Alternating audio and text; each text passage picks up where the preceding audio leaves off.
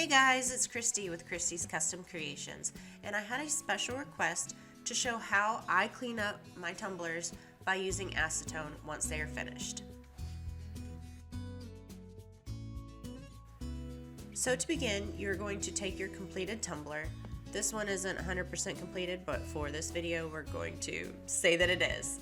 I used 220 grit sandpaper. And I'm going to use a sandpaper to just gently sand around the top rim of the cup.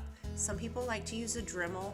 I have found that the 220 grit sandpaper works really good because if you use a coarser grit, it can actually kind of break the epoxy over the area of the cup where the design is, kind of down onto the edge of it. So I really like the 220 grit because it's a little bit finer and it's more gentle on the cup.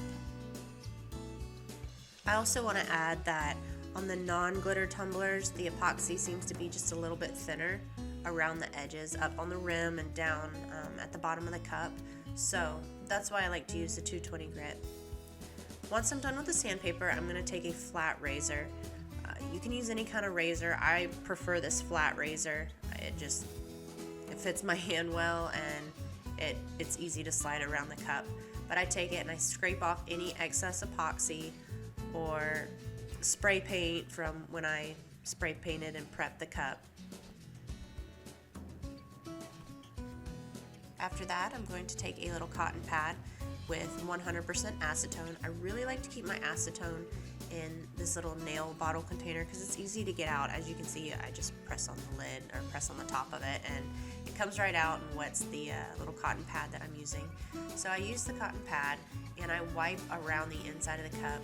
And I'm careful not to get it onto the epoxy. I don't want to get it on the epoxy and hurt the epoxy at all. So I just keep it on the inside and just on the rim. Clean it up really well. Get any spray paint, alcohol ink, glitter, anything that's in there out of there.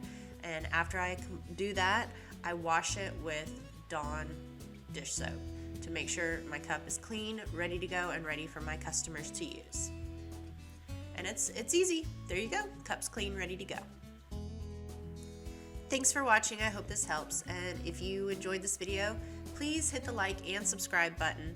Also, if you'd like to see how this tumbler was made, check out the last video right here and it will show you exactly how I was able to wood grain this tumbler by using alcohol inks.